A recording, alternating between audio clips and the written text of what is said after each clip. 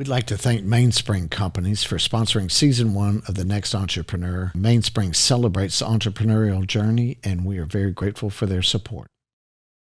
I'm in Shanghai, China, for example, and I'm walking into an office building to talk to a company about buying LNG from me.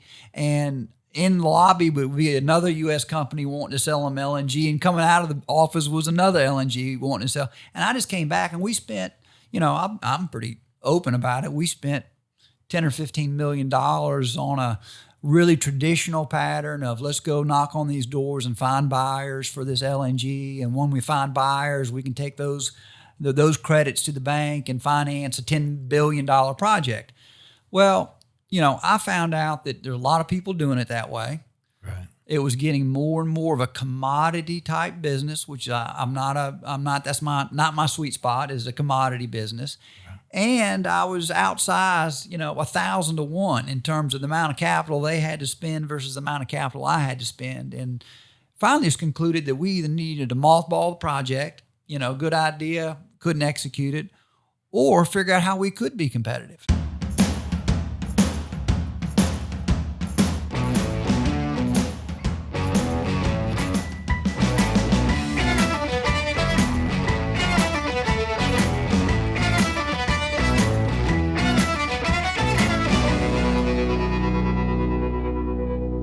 Welcome to the Next Entrepreneur Podcast. I'm your host, Andrew McClendon. We are here today with our producer, Mr. Daniel Sagona with Propel Productions. Daniel, thank you for the great job you're doing for the Next Entrepreneur Podcast. And our guest today is Chas Roemer. Chas, welcome to the podcast. Thank you, Andrew. Glad to be here. Excited. Yeah, man, there's a lot to talk about when we look across all the things that you've done in the world of business. But I did want to start with some of the exciting news that I've read about recently, a couple of things.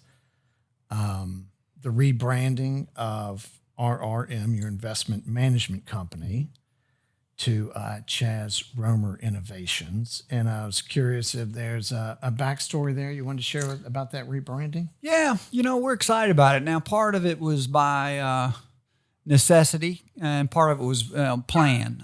My father and I have been in business for 15 years or longer, quite frankly, and he's the former governor of Louisiana. And when you have the former governor as your partner, you don't need to spend as much time branding yourself. To be quite frank, you have plenty of people showing up, knocking on your door, looking for help or an investment or advice, and so we'd not spent a great deal of time really on our branding. Right. That was number one. Number two, we reached a point, Dad was spending less and less time at work, although he's still a workaholic. Less time for him is a lot of time for most people. But he and I recognized that, at some point he won't be there on a day-to-day basis, and so we need to start making some plans. And then finally, we looked at, and all this has been over the last 12 months. Right. Finally, we had the situation with COVID, and it made us take a second and, say, what do we want to do going forward? How do we want to do it? What things are we interested in doing? And we look back over the last 15 to 20 years of different things that we've done.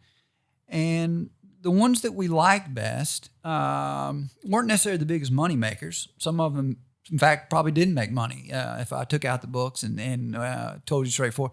But they all had a common theme, which was we thought they were innovative at the time, and innovation comes in lots of different ways. It can be it can be technical, it can be how you do your business, it can be how you think, it can be how you communicate. But we looked back at our favorite things that we'd done, either one of us as a group, as a company or as individuals, and the theme was innovation. Yeah. How do you think? How do you take on problems? And that was even modified and amplified in the time of COVID, which is been a horrible experience for everyone and a tremendous challenge to businesses. And it's easy to twiddle your thumbs or to worry or to be anxious, and it can cause you to be paralyzed. It can cause a company to be paralyzed. It can cause individuals to be paralyzed. That's totally natural, quite frankly. Right. And we just decided, in probably the strangest time that we've ever lived in, let's state now who we're going to be and what we're going to do. And so we started that. Part of it was rebranding to get my name more out front with the company, Chas Roemer Innovations, and then to add the word innovations. And that didn't limit us in any way in what we do, because we've done a variety of different things, from banking to oil and gas business to agriculture business. We've done a number of different types of investments, and we've also managed a number of different types of companies.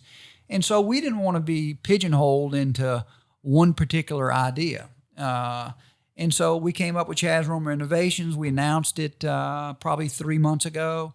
And again, it's not like we're taking out front page articles in the Wall Street Journal about it, but it's all of our projects now will have that brand on it. Yeah. So it's been part of a transition really from my father to me, and part of a new scope of business and how we want to go about our business over the next decade. Well, I would like to come back and talk about your father and your grandfather. Sure. A little later on. Your father is a man that I truly love. I appreciate it. Thank you. And I've had the great pleasure of working fairly closely with him the last 14 years. And I just cannot tell you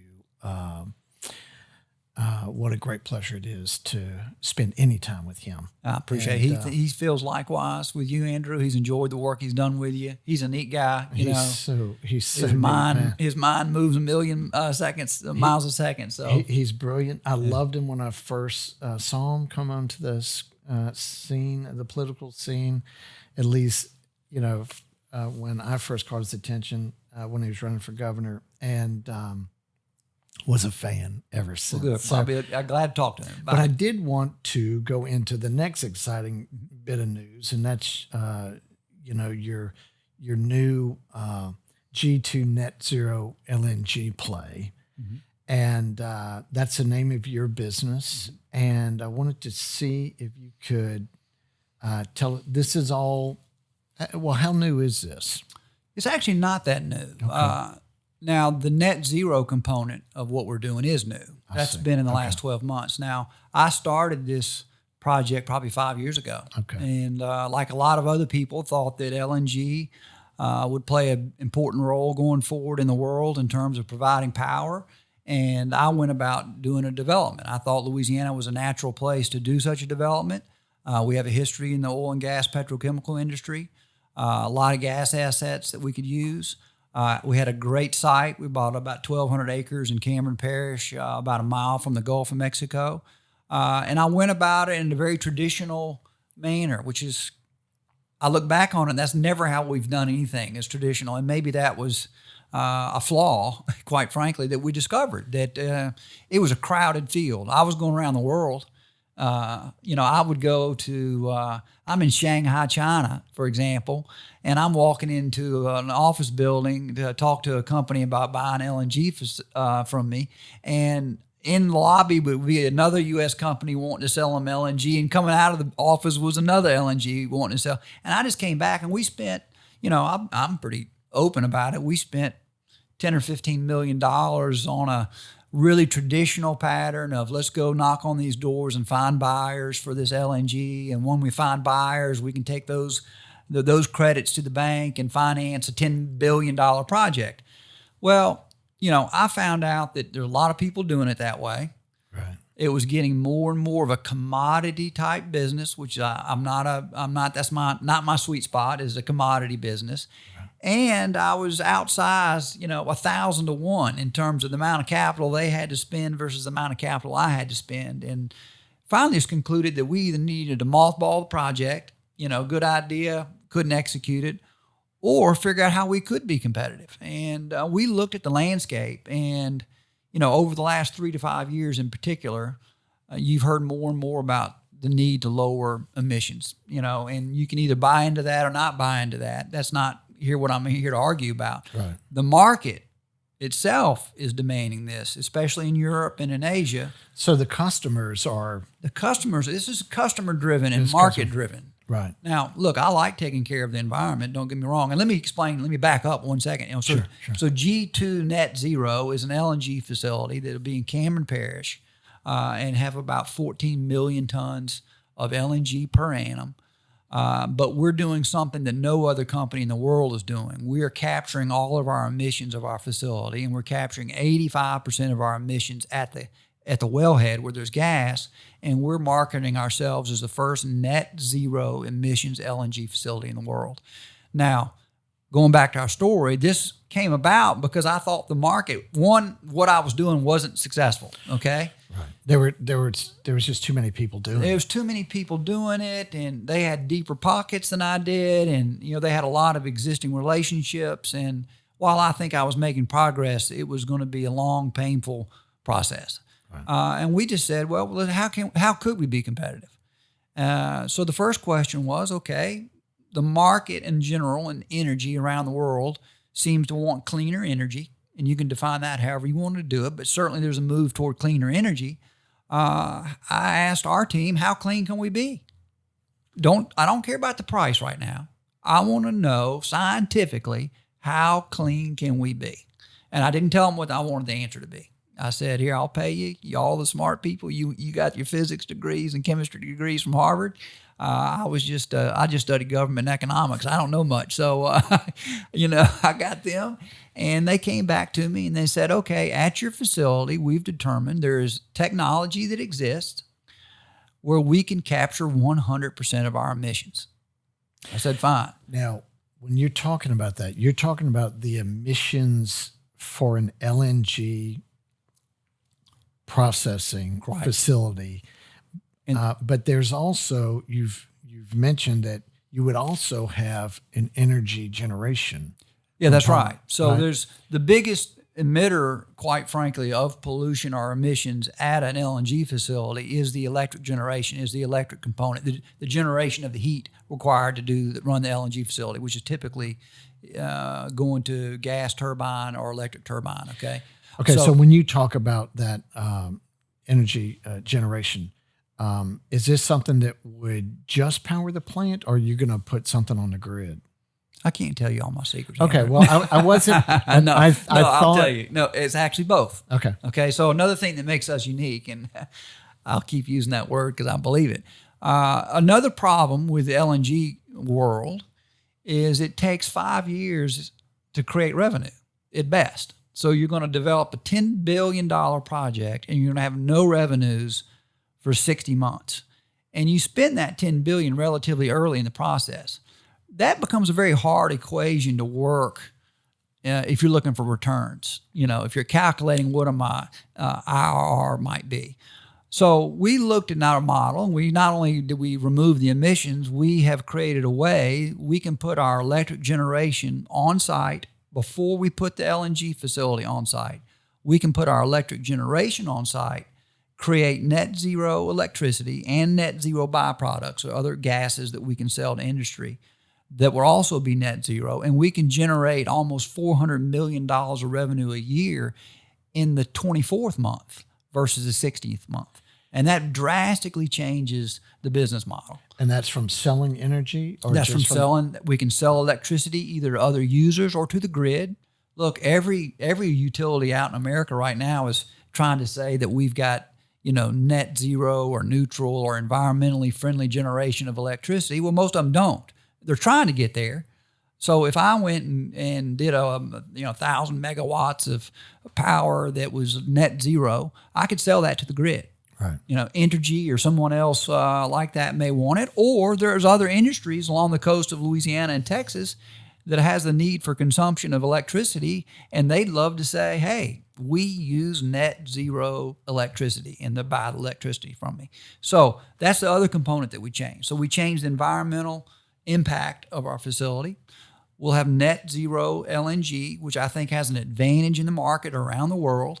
And then we have byproducts, both electricity and other gases that generate additional revenue. So we completely changed the business model and the marketing model in the LNG world. That's what we did. And now, so you're capturing your emissions. Right? Capturing them. You're able to further process some of those to sell off. Right? That's right. And it's not, it's not. I haven't come up with really new technology. Now, it's relatively new. But it's really part of what I like to say our company does. It's the willingness to implement these changes, and figuring out a way, because it is more costly. Okay, my process does require additional CapEx. Right.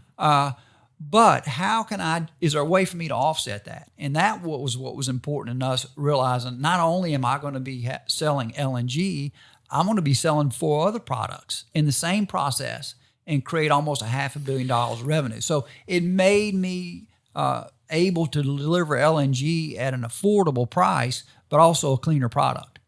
Yeah, it's really interesting. So you see users, and you can look at some of the biggest companies in the world by market capitalization, and Amazon and Facebook and Google and Apple, and they all have this initiative to become carbon neutral by a certain date. Sure. And so I believe it was Amazon who said they were going to be carbon neutral by 2040. Well, their employees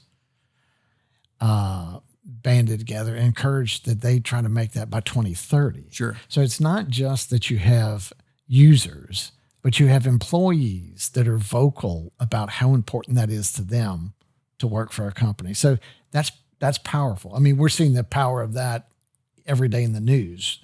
Well, it's awesome. Look, I like to think, and not only on this project, but other projects we're bringing to the table. What we bring to the table more than money or anything else is innovation and the willingness to try something different because it makes sense. Whether it makes more money or maybe it makes less money, but there's another benefit to it, to society. But you name those companies. I name another company. Often people try to put me in the basket as we have an LNG company. I don't even consider myself in the LNG business. It's like trying to say that Tesla's in the car business. Well, Tesla's not in the car business. Tesla's in the technology business. I'm in the clean energy business, and I'm going to continue to innovate. We're not only going to do this product, but we plan to take our innovation that we use on our facility. We plan to reinvest to create more technologies. Look, I live in a state, you and I live in a state, Louisiana, that's very heavily petrochemical state.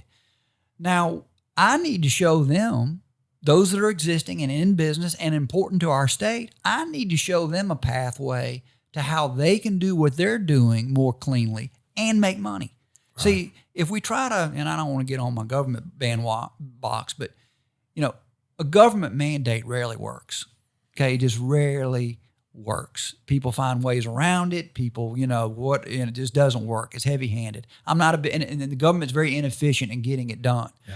What we need to show people in other companies is make it market-driven, make it in their best interest of their shareholders and their company that, hey, you can both clean up the air, which is important to a lot of people. Your employees may be one of them, but also you can make money doing it this way. Yeah. You can make more money doing it this way. So that's part of what we're planning on doing, is showing other companies how to do it. Yeah, what's really interesting to me is when I try to learn about the energy business, and you consider, the subject of climate change, right? And whether you're a believer in that or not, or you just think it's a good idea to reduce hydrocarbon emissions, there's that, right? And so how do you do that? Well, in order to reduce your hydrocarbons, one is renewable energy, right? So we have solar and we have wind. Mm-hmm. Now, I drove through North Texas last week through 120 miles of wind farms. Yeah. A few stretches, a few miles here and there where there were none, but, pretty connected for 120 miles. And I don't know, I called my youngest daughter. I said, can you Google how many wind turbines there are? And she Googled me. She texted me back with an answer, or called me back with an answer. And I can't remember what she said, 80,000, whatever. I said, I feel like I'm looking at 80,000 right now. Yeah. Just on the horizon. I've done the same drive. It was just shocked. Yeah. And over 20 years, they've just gotten more and more and more. But they're disturbing in a way. Individually, they're fairly aesthetic and probably have done as good a job as they can in making them look visually appealing as possible. But when you see that many, it's disturbing. As an environmental, Look, I have very mixed emotions about. Look, there's a place for solar and there's a place for wind. Okay, there is, and there's an important role, and I'm certain the technology will get better. But there are limitations that we don't talk that much about because I don't know, maybe it's not politically correct anymore. But there's some shortcomings with those methods of producing energy. One is they can't meet the demand, and they're not even close to meeting the demand. I mean, they can't meet the increase in demand, much less the baseline of demand. Now, some people would say, well, that's an argument to put up another million wind. Well, I'm not so certain. One, you put enough turbines up, and next thing you know, all you're going to be looking at are wind turbines.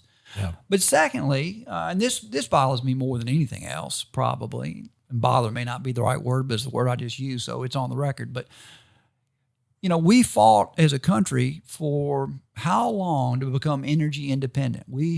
You heard that for the last 25 years in public policy debate in this country was the need for us to become energy independent so we didn't have to go fight wars in the Middle East. Now, we've heard this for 25 years. Right. And these same people now that say, let's don't go fight the war in the Middle East, and I'm not for war if I can avoid it, they ignore something. Here's a problem with solar technology and the wind turbines, both of them. In the component parts that they use precious minerals. And these precious minerals can't be found. Guess where you can't find any of them? You can't find any of them in America. Okay, so we're going to switch our entire energy policy to a policy that means we may not be subject to the Middle East anymore, but guess where these precious minerals are? They're in China, they're in Russia, and they're the Republic of Congo. Now, I don't mind using wind and solar. I just don't want us to throw out the energy source that we do have in America, and let's take natural gas in particular, especially if I can make it clean.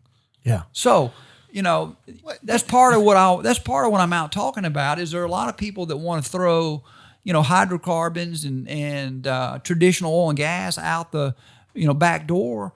And I say, let's don't be so fast to do that, because you're going to end up in trouble that you don't count. And by the way, the oil and gas industry employs millions of people in this country. Yeah. If we can clean it up and keep our energy independence, doesn't that make more sense? Yeah, I mean, the thing is it's not even a possibility to discard the oil business and natural gas business because of what you just said. We can't even begin to keep up with the incremental demand. So if you look globally, I read where we're adding the equivalent of a Brazil every year, 450 terawatt hours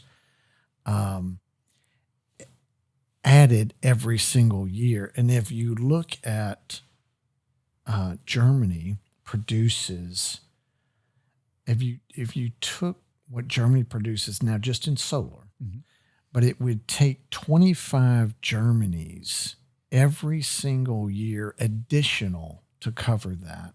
And so I also read it would take like the equivalent of 4 wind farms covering 4 Manhattans, the city of Manhattan, a day. Yeah, it's and if you consider that, as I was driving through North Texas, and I'm looking at all these wind turbines, and I'm thinking that energy, like someone had to go out and sell that landowner, right?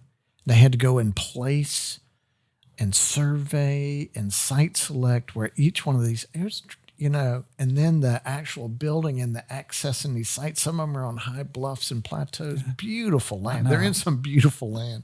Well, the same's true in Europe. If you drive through Europe, I travel a lot with my work, and, I'm in Spain, and some of the most beautiful countryside you've ever seen in your life. And next thing you know, you're in the middle of 1,000 wind turbines. I'm like, I don't think that's really what we were trying to get done. Yeah. Now, that doesn't mean don't do them at all. Yeah. Absolutely. No, but to get to the scale that you would need. Right. So we need to talk about that. It's not a matter of, that wind power or solar is bad at all. That's not.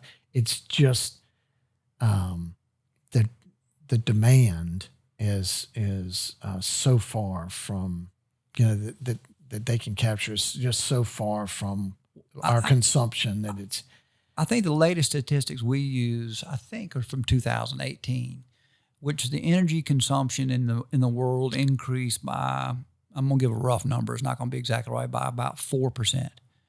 And if you took all of the wind and solar energy in the world and combined it, it only reached 3% total. Right. Which it couldn't meet any of the baseline and only a portion of the growth. Right. So the gap is tremendous. And that's why it's important for us to be, there's some people that are real quick to demonize oil and gas industry. And I'm here to tell you, you can do it cleanly and you can make money. And that's part of our challenge here is to do both. I need to convince traditional industry and show them, hey, there's a way to do this. We can do this and be clean and make money. And I need to show those that are a little more, let's get rid of fossil fuels. I need to show them the same thing, which is, hey, I can do this cleanly. Absolutely. Very cool. All right, let's take a break there, get in a word from our sponsor, and we will be right back. MBD Automation is a proud sponsor for the Next Entrepreneur podcast, and we welcome them to the show. MBD Automation is a mechanical install contractor who installs conveyor systems and automated equipment, VRCs and singulators and sorters and all sorts of equipment that you'll find in e-commerce fulfillment centers, distribution centers, mail processing facilities, airports, and the industrial market, and in the defense industry. MBD Automation works all over the United States and has a list of international clients that they perform work for in the U.S. as well. When you're looking for your next mechanical install contractor, reach out to MBD Automation. They can be found on the internet at mbdautomation.com. And we are back with Chas Roemer with Chas Roemer Innovations. And man, what a fascinating story about your new thing. But I did want to spend this next segment of the podcast talking about some of the other things that you're working on. Sure. Simultaneously, and projects from the past. Great. And it's very diverse, right? It is. Which is really interesting. People, I go to, sometimes I have to travel to New York and places like this, and everybody specializes in one little slice of the pie. And they ask me what I do. I say, I do the whole pie. I had one of your dad's friends told me he's an inch deep and 2 miles wide, right? That's right. Versus being very specialized. And so tell us then, one of your interesting projects was the children's charter school. Sure. Yeah, that was... I look back and is that when I told the story earlier about us rebranding ourselves and looking back at projects that we really liked and the kind of projects that we wanted to do going forward, Children's Charter School was one of them. Now, that wasn't officially one of my company's projects, but it was a project that I was involved in, and it was the first charter school in the history of Louisiana. And for those that most people know generally what a charter school is now, but generally, a charter school is a publicly funded school that in essence is privately run. And my theory at the time, well, there was two main things. One is I thought there were enormous learning gaps, and Louisiana was suffering tremendously because we weren't achieving educationally what other states were. And if we wanted to be competitive, we needed to become more competitive. Now, you were seeing this from a front row seat from your service on the This was before. So I later went on to serve on the State Board of Elementary and Secondary Education. But this was probably 10 years prior to that. Oh, wow. So this led the other. And, I had a theory. We looked at it and said, okay, we think we can take the same amount of money that we spend in the public school system. Some people don't like me to say that, but most people don't know that in this state, and this has been a few years since I've gotten the most recent number, but we spend about $12,500 per child in this state for education. And I don't know that it's certainly not when we started the Children's Charter School. I thought we were far away from getting the value of $12,500 out of our public school system. Not in every case, but in many cases. Right. And I thought we could take the same amount of money, hire the best teachers that we could find, hold everybody accountable for the results, and do it for less money. And so we started the children's charter school, and the guy named Jim Geyser, I really need to give him all the credit. He was really the day-to-day head guy who just worked nonstop. Literally, if somebody didn't show up to school, he went and knocked on their door and said, little Sam's not at school today. Let's get him to school. So it took that kind of effort. But at the end of the day, we had outstanding results. We paid our teachers more. Outcomes for our students improved significantly, and we had money left over. So, that's kind of that. I look at that as an entrepreneurial project, Absolutely. And an innovative project, which is, education. Education was not a new idea, but the idea that we can be more efficient and change the way that we manage this system and set higher expectations. One of the most important things we did was we set a high expectation for every student who walked in the door. The idea is that you were going to come to this school and learn how to read and write and be proficient in math. And we took no exception to that. And so as much as anything, it wasn't about managing the money as it was managing the expectations. And served with some great people on that board. Was really, really proud of it. And went on to, serve in public office a little bit more in that capacity. But, that was Children's Charter School. Very proud of it. Unfortunately, it's now since closed its doors, which is one of the unusual things about a charter school is if they don't perform, eventually it's been 25 years. Right. It becomes hard to remain on the cutting edge. It's a very difficult thing in management. How do you keep recreating yourself? And I think that became more and more difficult for them, and the results started to dwindle a little bit, and they decided we're not doing what we once did. We're not doing it as well as we once did. We're going to let somebody else do it. So while that's a little bit sad that they eventually close, it's also part of the beauty of that model, which is you can close. You can close. And as some should, right? Well, you said that, I didn't. Yeah. Well, it's true in all. It's true. It's true in all everything. businesses, right? It's true in everything. So another one of your projects was your involvement in the start with Business First Bank. Sure. With your father, right? Which you've helped that a great deal. That really wasn't my idea. I was more of a backroom guy on that, but it taught me some valuable lessons, which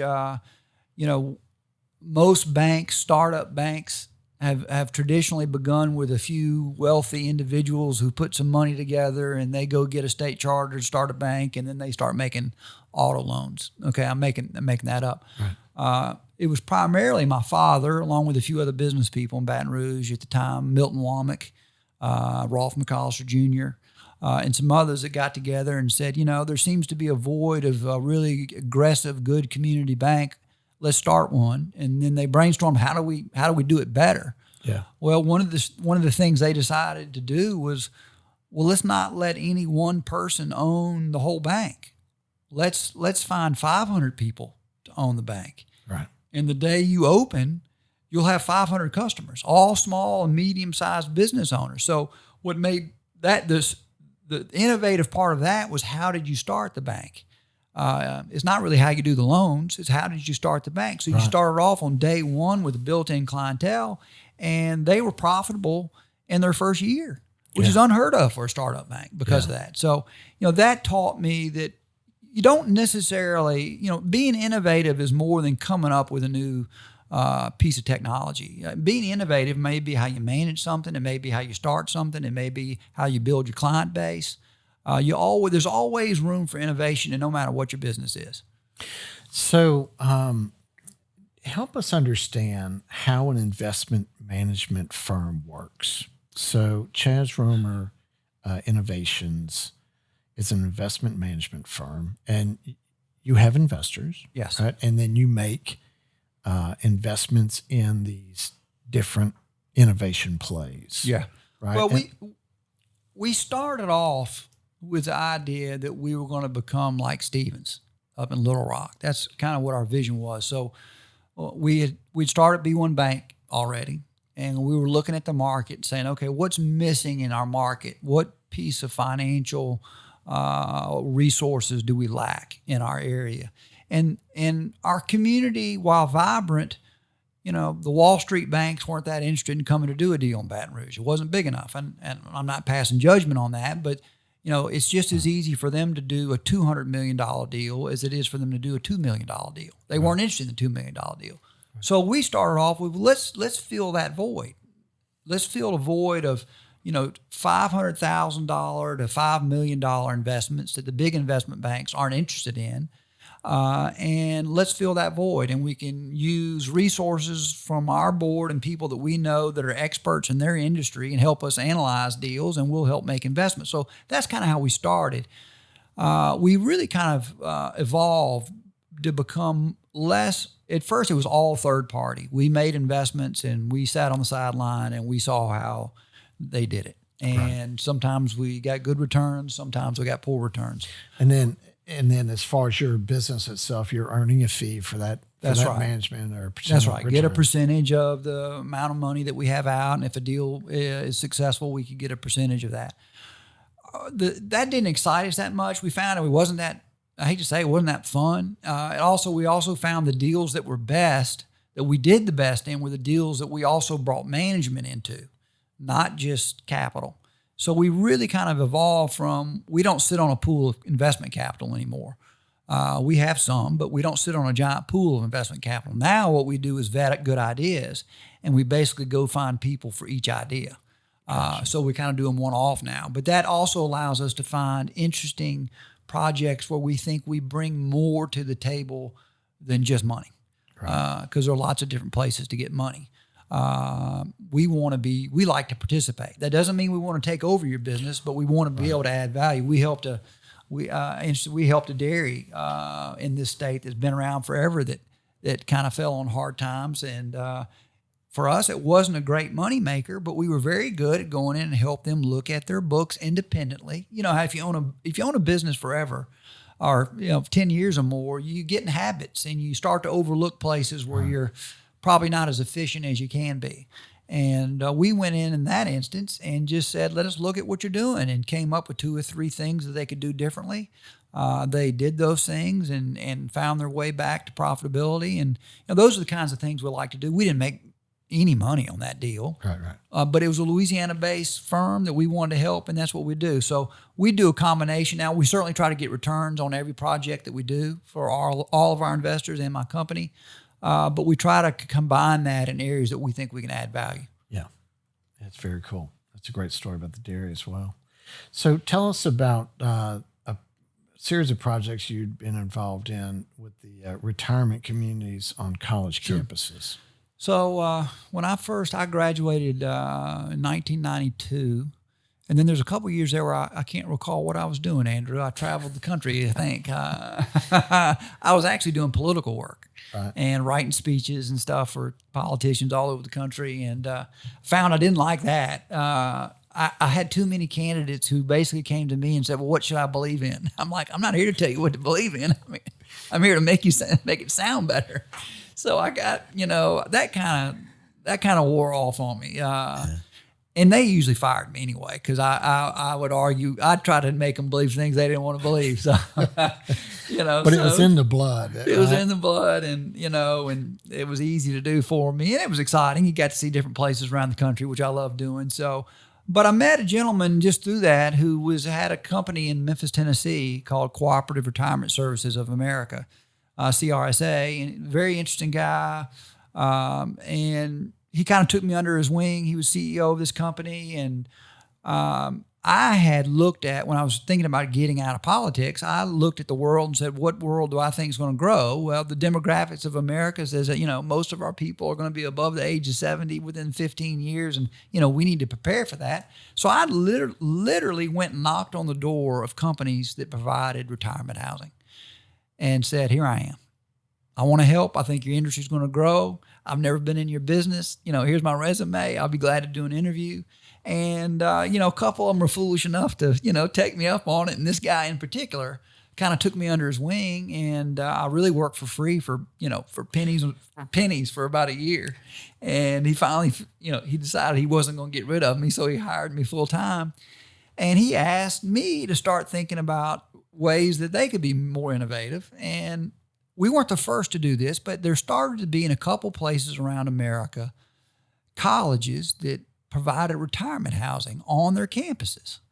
And the idea of somebody being able to retire on a college campus where it's vibrant, they can go to class, they can go to the sporting events, they can go to the musicals, they can participate. It really seemed appealing to me. Like, that's a great idea. And you combine it with colleges trying to raise money, all colleges trying to raise money. And our pitch to universities became, why don't you invite your alumni that love you already to come back and retire on campus and help take care of them?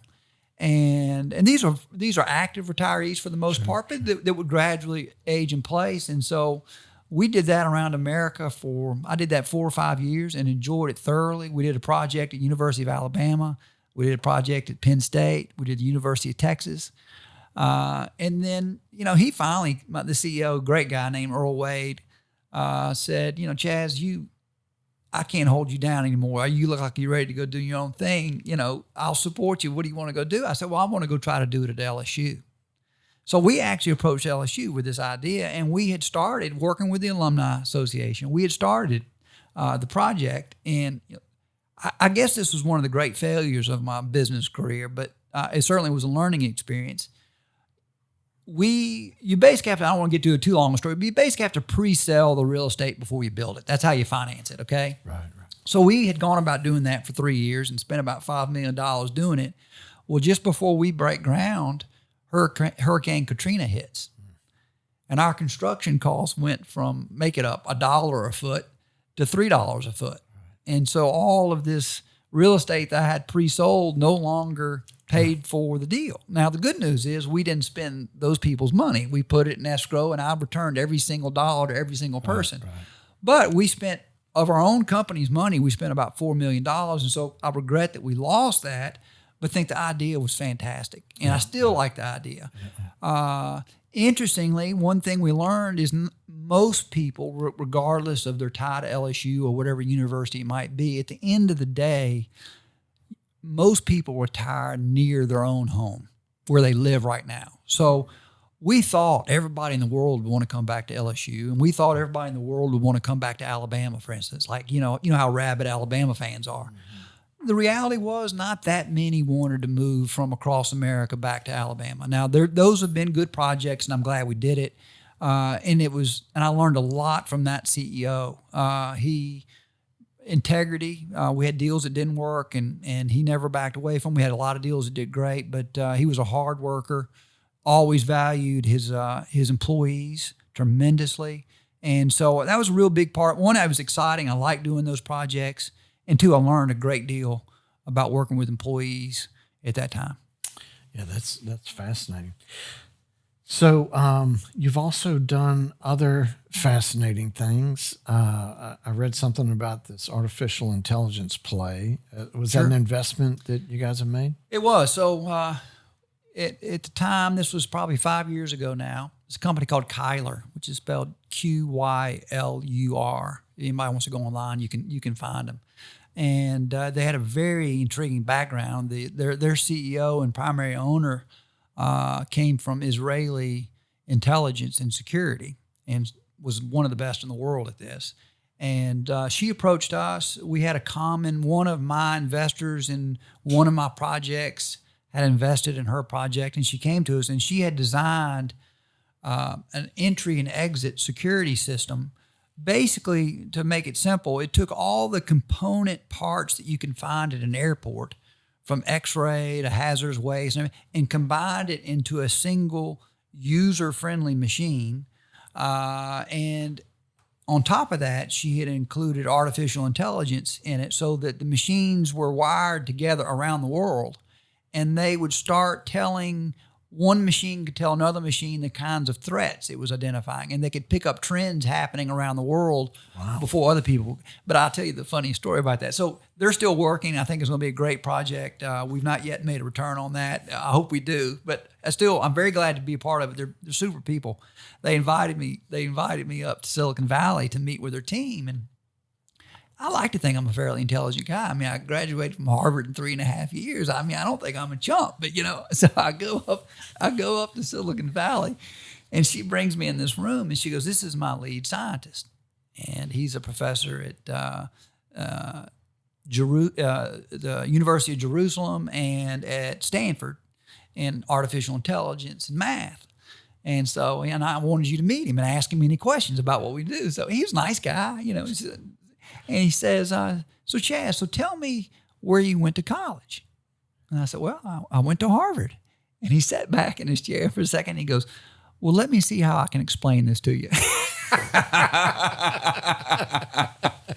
So, one of the neat things about what I do is, you get to meet people who are just awesome at what they do. Just totally awesome. I like to think we're great at what we do. And what we do, I think, is a willingness to take a chance, a calculated chance, to take a risk, sometimes do things that's not popular. Yeah. But it's awesome to go around the country and meet people who are just the very best at what they do in the world. And I've had that opportunity. That particular project, I laugh about that one because that's a great that story. was the most blatant example of somebody telling me I didn't know what I was doing. Okay, let's take a quick pause there for a word in from our sponsor, and we'll be right back. MODUS is a proud sponsor for the Next Entrepreneur podcast, and we welcome them to the show. MODUS is a national facility services company performing work for Fortune 500 companies all over the United States.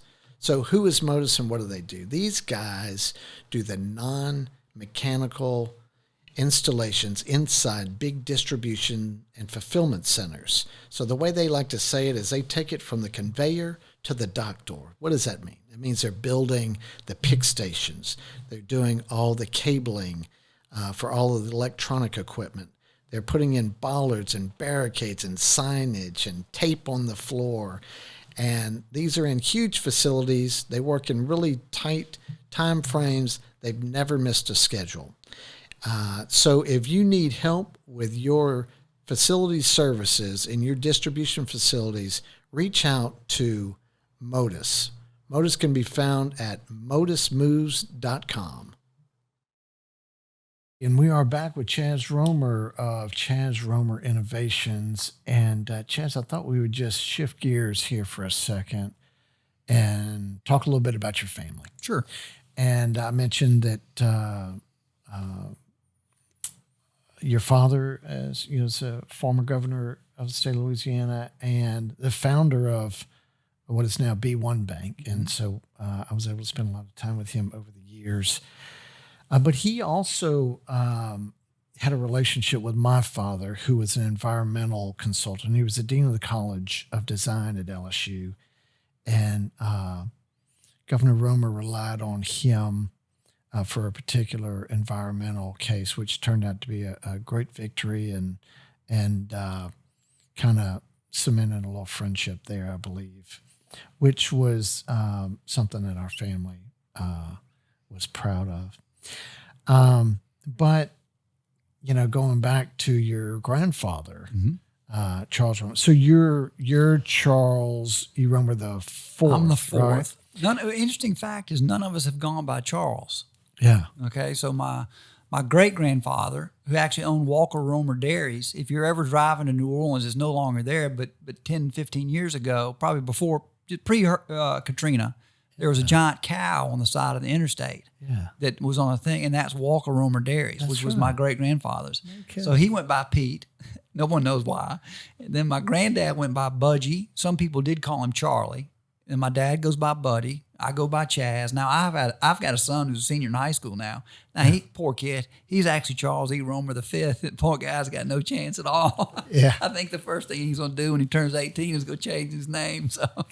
Well, look, your dad wrote a book a few years ago called Scopina, if I'm pronouncing it properly. And it was the name of the family farm that he was raised on. So your dad mentioned several times he was raised on a farm. And, I'm just thinking he's 300-400 acre. And that was, I had no concept of a farm operation the size that he was, of Scopina and what he was raised on. And so your grandfather, that was his business, right? I mean, that was his business. He did a number of things. Look, my dad, I think, is a brilliant guy, and I'm not saying that because he's my dad. Most people that knew him, I would tell you, only guy I might have known smarter than my dad was my granddad, and guy that was more interesting and experimental, with a lot of things that he did. But he established in North Louisiana what would become the largest operating cotton soybean farm for probably 15 or 20 years in that part of the country. And I remember growing up there. I mean, it was still in its 70s. It was still pretty active. Right. And I grew up there, and it was a magical place. We had one of the only cotton gins in Louisiana, only one of the few cotton gins in the South. There was a spur from the rail that went right through my backyard, where they picked up the cotton. It was a very, very interesting, neat place to grow up. I mean, thousands and thousands of acres, and we had horses, and we would go camp in the back, and it was like going to Disney World every day growing up. It was a neat place. But my dad was a very active farmer. A lot of people don't know that. He went to Congress in 1980, but prior to that, he was in banking and he was a farmer, helped run the farm. My grandfather had a catastrophic plane crash. He didn't die, but when my dad was probably 13 years old. Right. Basically, my grandfather broke every bone in his body. And, now, these are the planes that they're doing the crop dusting. That's correct. On. So he would go up. I don't know that he had a pilot's license or not. I think he did, but I don't know that he kept it current. And anyway, he crashed at the end of he hit a fence at the end of the land strip and broke every bone in his body. And basically, my dad was left with my grandmother to run the farm. Right. And so one of the things that it was a very magical. My grandfather in the wreck wasn't magical, but the growing up there was magical, and it was a big part of my dad's life. And one of the pains that it did cause me, though, I will tell you this, is if you ever ride with my dad, now he doesn't drive as much anymore, but the problem with riding with my dad, this was before I-49, going back, we would drive often from Bossier City, Louisiana, where the farm was, just south of Bossier City. We would drive from there to Baton Rouge on Highway 71. Right. And he would stop every mile at whatever crop we passed. He would quiz me on, son, do you know what crop that is? And if I didn't know, we'd have to get out of the car and go inspect it. So, but that was one thing. One of the reasons I think he was successful in Congress and in his attempt to become governor was when he went to North Louisiana and talked about farming.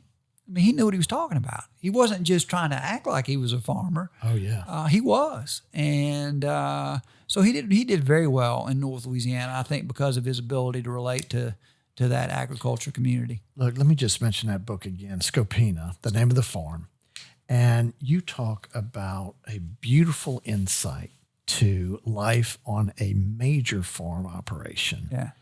And I mean, your grandfather was very entrepreneurial. His crop dusting airplane business, he was not only doing for all of his crops, but they were dusting for other farmers. And he was the international harvester distributor up there. We had a field full of tractors, that people. So he was very entrepreneurial. That's why he started the gin. He went and found the equipment all over the world to start the gin because he did all the ginning for all the cotton farmers up there. Right. So he's processing that for a fee. But the stories of real life, of fires breaking out, of plane crashes, and devastating plane crash with your father, how he and your grandmother, continued to deal with banking and through some hard times too. I mean, the agriculture community and my grandfather fell on some hard times. I mean, so they managed through a lot of things. I'll tell you, one of my fondest memories that helps me today was they would feed all the employees. So they had a business there and an agriculture business. They had one of the first computing businesses in the world. Innovative Data Systems was the name of it, was located on Scopina, where they had the key punch and reel-to-reel computers, and they were one of the first companies to come up with polling for political purposes. So there was probably at any one time a couple hundred employees down there, and they fed them lunch every day. Right. And I would go and as a young boy really, and sit and have lunch with everybody and hear about their problems at work or their problems out on the farm. And it really became an open place for debate. People had different political opinions, and it helped me become a person that wasn't scared of a good debate. Wasn't scared of being wrong. Sometimes you learn a lot from being wrong, and it's kind of shaped me and who I am. So that farm, it was a very, very important part of our lives. Well, education was huge Sure. in that whole atmosphere, and the picture that your father painted in writing that book. I can see the scene that you just described with all the employees sitting around at lunch and the conversations. But even for your dad growing up as a kid and how the conversations at dinner table, and I mean and all the extracurricular learning that they would do, it's no wonder that he is as brilliant as he is, raised in that way. And my grandfather, they'd actually have a chalkboard. Yeah. So we'd be at dinner on Saturdays and Sundays. Lunchtime was at the farmhouse, Right. and all the grandkids and aunts and uncles would come. So there'd be 25 of us sitting there, and you didn't have to come, but everybody came. It was It was a place to be. We'd run in barefooted, and he'd have a chalkboard out with like the topics of the day. Oh my goodness. And you might get called on, like you had to lead the discussion, I love that.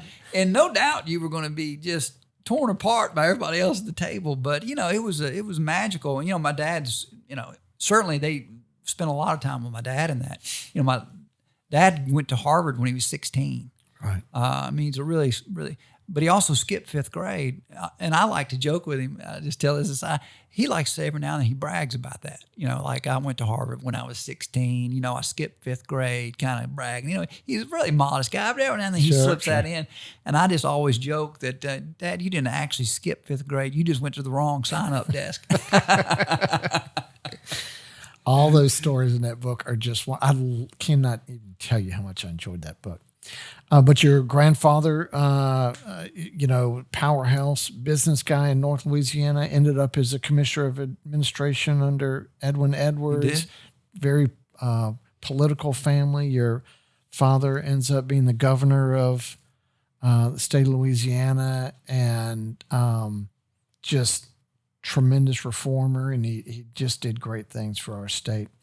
Thank you. And of course, that political gene carried on to you, and you served on the board of the elementary and secondary education, and ended up being the chairman of the board there. I did. So I served for 2 terms as elected to a position. There's 11 people on the board of elementary and secondary education. When we set all the public policy for schools in this state, and it was a way for me to serve, but it wasn't a full-time job. I didn't really want to be a politician. I don't mean to sound derogatory, but you sacrifice a lot, and especially today with media the way it is. And I've got young kids, and they're not that young now. Now, I would actually consider it now more so than I would have 10 years ago, potentially running for a different office. But at that time, my kids were young, and I was newly married, and I didn't want to be a politician. Yeah. Although I had to run for office to do this, my love, this was shortly after I started the children's charter school, so I was heavily involved in education in the state. And I decided the guy that was the incumbent decided not to run. And at the last second, I went and signed up to run, and nobody else signed up. I'm a perfect candidate. No one ever ran against me, and I never lost. Hey, stop while you're ahead. That's it. They're starting to know too much about me. I got to quit running. But I was glad I did it, man. I served. John White was superintendent most of the time, and he was a brilliant guy. And I think we operated like a board should operate.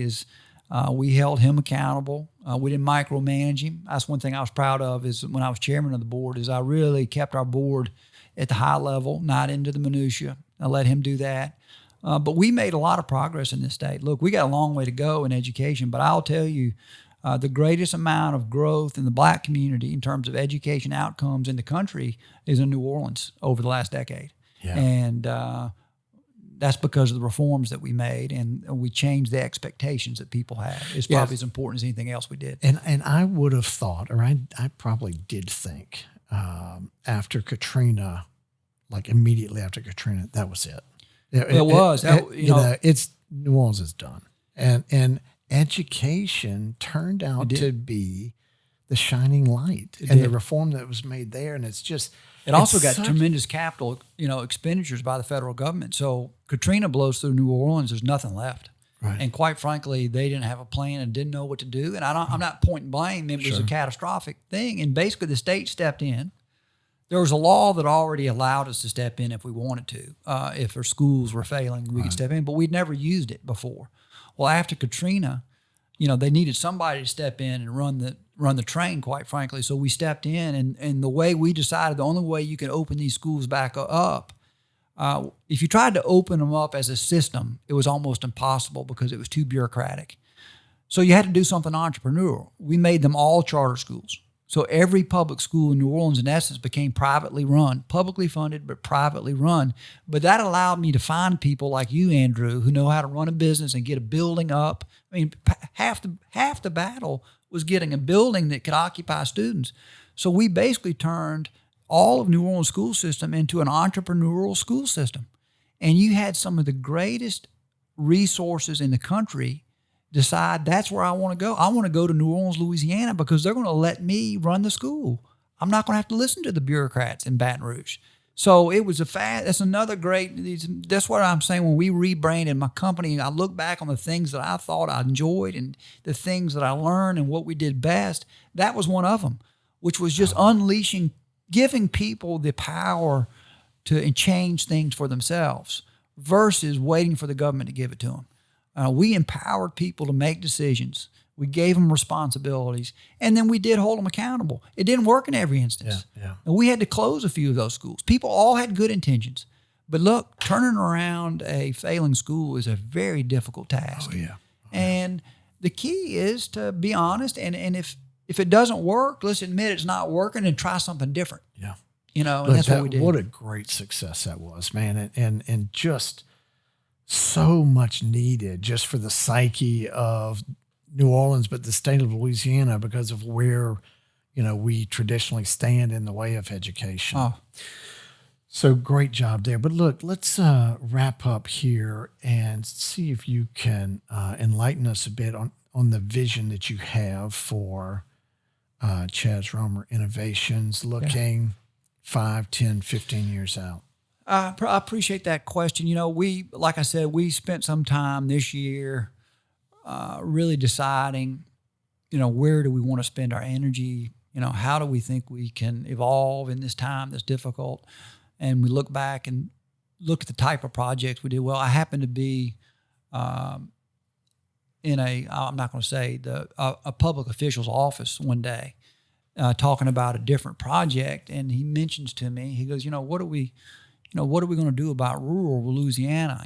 We losing all the kids are moving and all these things. So, it had me thinking again about what could we do that's innovative. So first of all, in a broad scope, I expect us to continue with our LNG facility. Will take us 5 years to get open. And it's a $10 billion project, and it'll take a lot of time and a lot of my resources. We're also going to start a small business fund, SBIC fund, because I think coming out of Katrina, there's a lot of good businesses that for 10 years or more had made money and were good, bankable businesses, but because of the difficulties that they're in right now, they may not be bankable again. So I want to step in with the small business fund, through the Small Business Administration of the federal government, and help Louisiana companies get back on their feet. So that's one of our big initiatives. And probably our third big initiative is, and we haven't announced the details yet of where we're doing. We're just putting the team together, but we're going to develop in Louisiana. Some people are familiar with the IMG Academy in Florida, which is primarily known for its sports development, a tremendous sports program. But we're going to go about it from an educational perspective, using sports as a way to help educate kids and train kids for the rest of their lives. Now, we'll also train kids to be the best in their sport if that's what they want to do. But we expect that to be a one-of-a-kind campus in the United States. It'll be a combination of a not-for-profit and for-profit. It'll be a 600-acre development. We're raising $1 billion to do it. And I'm really excited about it. We've not really announced the details anywhere publicly yet. But one of the great things I've been lucky enough is to meet some of the best people in the country in education reform and being creative in education. And I'm inviting them all to be part of the project. And so far, everybody's been really excited. We also have really good ties in the sports community, and Louisiana has a tremendous history in the sports community. Sure. A tremendous number of NFL and MLB athletes who want to give back. And I've come to them with this idea of this academy, and we're going to make it affordable for everybody. One thing that's bad, if you go to the IMG Academy, it's a beautiful place. It's magnificent, but it costs $70,000 to go there. Oh, wow. You know, the common Louisiana can't pay $70,000. I want to be able to attract a student who can pay no dollars. I want to make it work for them and get a world-class education and a world-class athletic experience. And so probably in the next 6 months, we'll announce a little more details behind it, and I'm excited about it. It's going to be an awesome project. Well, that sounds fascinating. Yeah. And I know if it has anything to do with education, you're the man. I know the people that are the man. That's the key. So, Chas, you are a capitalist through and through and an entrepreneur extraordinaire. And I love this conversation, and I love learning about all the things that you have done and what you're looking forward to doing. So continued success with everything you're doing, and I appreciate your time, sir. Thank you, Andrew. It's likewise. You're a great entrepreneur yourself, so I appreciate being here. Thank you, sir.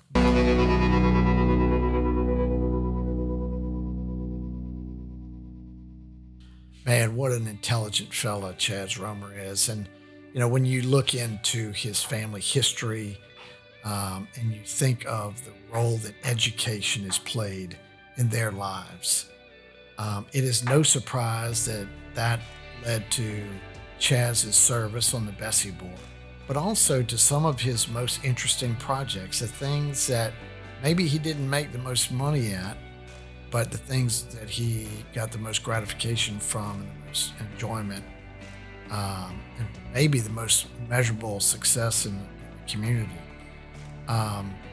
But it also makes me think that a strong belief in education is closely tied to a passion for innovation. And I think that defines Chas really well.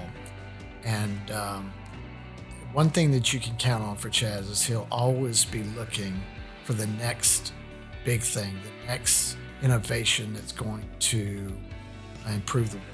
And we wish him continued success in all his endeavors, and really appreciate his time. Chas can be found online at ChasRoemerInnovations.com.